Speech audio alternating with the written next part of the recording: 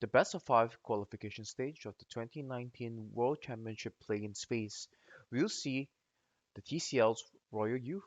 go up against North America's Clutch Gaming.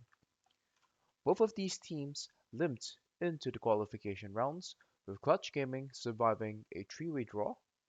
and Royal Youth coming back from 1-3 for both teams to advance on tiebreakers, with Royal Youth finishing in second in the group behind Damwon Gaming and Clutch Gaming winning the upper portion of the tiebreaker to finish as the first seed. For Clutch Gaming, the two losses against the Unicorns of Love was a result of them playing to their classic 1-3 wall style of compositions, where they were required to play towards their side lanes and rely heavily on their solo laners to carry. Picking the likes of Akali, Renekton, Twisted Fate and Tristana, champions of high amounts of mobility and side lane skirmishing power,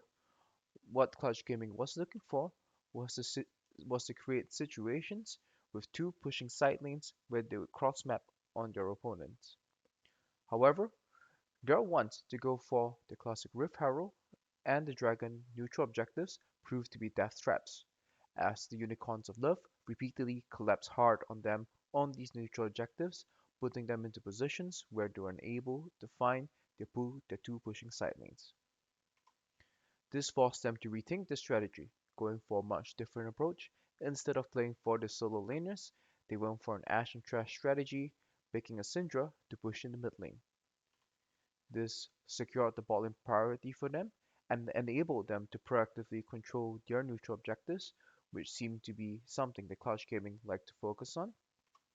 And it created a reinvented playstyle where they played from mid into bot lane and they play to pick and disengage in the middle portion of the game. Still, there were some rough edges despite a strong early game in their one win against the Unicorns, with multiple members getting caught up repeatedly on the weak side of the map. But this enabled them to secure a dragon for themselves, and most interestingly, when swapping over to this style of play, they chose to skip on the Rift Herald and thus avoided the neutral objective trap, in the early game at least. For the likes of Royal Youth, their two wins and one loss against Flamengo can tell a story of how they react to bot lane matchups, losing against the Q threat of the Draven and beating out the farm and sustain style of Sivir and being able to deal well with the poke and pressure style that BRTT brought out against them with his Ashe. However, it is still the top lane matchups that tell the bigger story when it comes to Royal Youth's ability to play the game. Armut, their top laner, continues to be the core component of this team. Earlier mentioned that when the team plays around him, they tend to win, and when the team doesn't, they do not tend to do as well. Getting counterpick matchups of the Fiora into the Camille and Camille into Gangplank and Gangplank into Camille was vital for Royal to come out ahead of Flamengo and qualify for the knockout stage. However, in his games against Nuguri, an elite Korean top laner, his stats tell a different story, being down 19 CS at 15 minutes on average and not having the most impressive KDA.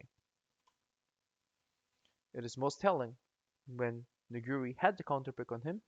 where he went down a total of 30 CS at 15 minutes,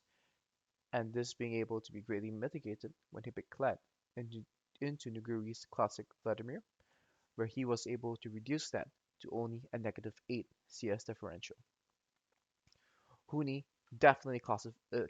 can be classified as an elite Korean top laner, with a positive 18.8, almost close to 19, CSD at 15 throughout the stages of play-ins. He might not boast the highest KDA, thanks to the two losses that Clutch Gaming has had so far, but his champion pool of Tristana, Ryze, Akali, and Arena thus far would definitely be something that Royal Youth have to watch out for. Being able to secure red side counterpick to deal with Huni is going to be extremely key for Royal. Most importantly,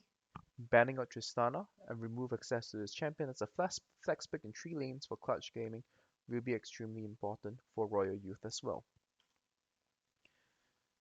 However, A best of five cannot be exclusively be played on red side, and these are some champions the Royal Youth should consider picking up at the top lane in order to deal with the Huni problem. Clad, which already is within his champion pool, does fine into all three of Huni's champions,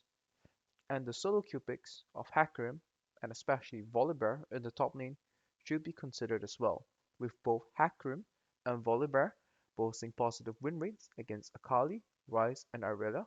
and both being able to be flex picked into the jungle and support position. Still, attacking clutch on their strength is not what you want to be doing, and perhaps the best approach for Royal to create an upset in the qualification stages of the best of five